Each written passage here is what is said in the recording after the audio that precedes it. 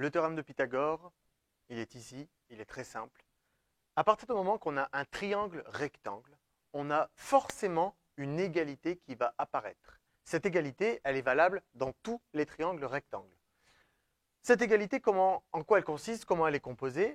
Eh bien, en fait, lorsque l'on va additionner les deux côtés de l'angle droit que l'on met au carré, c'est-à-dire ici, j'additionne le côté AC et le côté BC, si je les mets au carré, eh bien, ça va toujours être égal au grand côté du triangle rectangle qu'on appelle l'hypoténuse, qui est lui aussi au carré.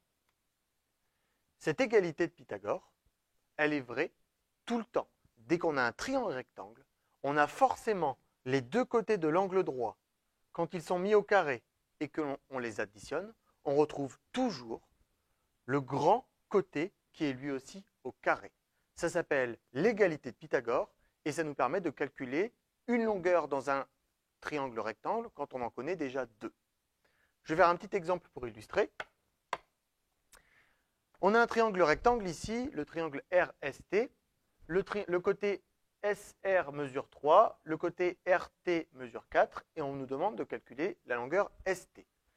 Première étape, on écrit l'égalité de Pythagore. Souvenez-vous, l'égalité de Pythagore, on additionne ensemble les deux côtés de l'angle droit, toujours, c'est toujours comme ça, et ça sera toujours égal au grand côté de notre triangle rectangle qu'on appelle l'hypoténuse.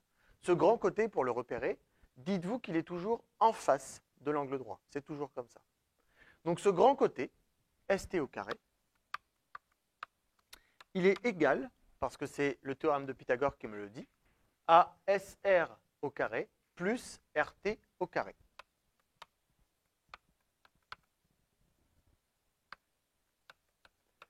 L'égalité de Pythagore est écrite, on est bien parti. On n'a plus qu'à remplacer maintenant dans notre égalité le nom des côtés par la longueur du côté. Ici, ST, je ne sais pas combien ça mesure, donc je le laisse pour l'instant. SR, 3 cm. On n'oublie surtout pas le petit carré. Et RT, 4, on va dire que c'est des centimètres, 4 cm. Très bien. On va calculer un petit peu ce côté de l'égalité. ST au carré, c'est égal à 3 au carré. Un nombre au carré, c'est un nombre qui est multiplié par lui-même. Vous avez une touche sur la calculatrice pour calculer ça. Mais ici, 3 fois 3, je vais pouvoir le faire de tête. Et même chose, 4 au carré, ça fait 16. J'ai presque terminé. Ça veut dire que mon grand côté, ST au carré, il est égal à 9 plus 16, c'est-à-dire 25.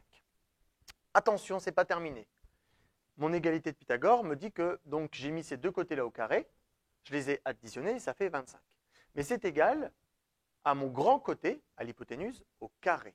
Moi, je ne veux pas le grand côté au carré, je veux le grand côté tout court, sans le carré. Donc, je vais chercher un nombre qui, multiplié par lui-même, égale 25. Quoi fois quoi égale 25? Eh bien, on a une touche merveilleuse sur la calculatrice qui s'appelle la racine carrée. En tapant racine carrée de 25, la calculatrice va vous donner le nombre qui, multiplié par lui-même, est égal à 25. Et ici, en l'occurrence, c'est 5. La longueur ici, ST, est égale à 5 cm.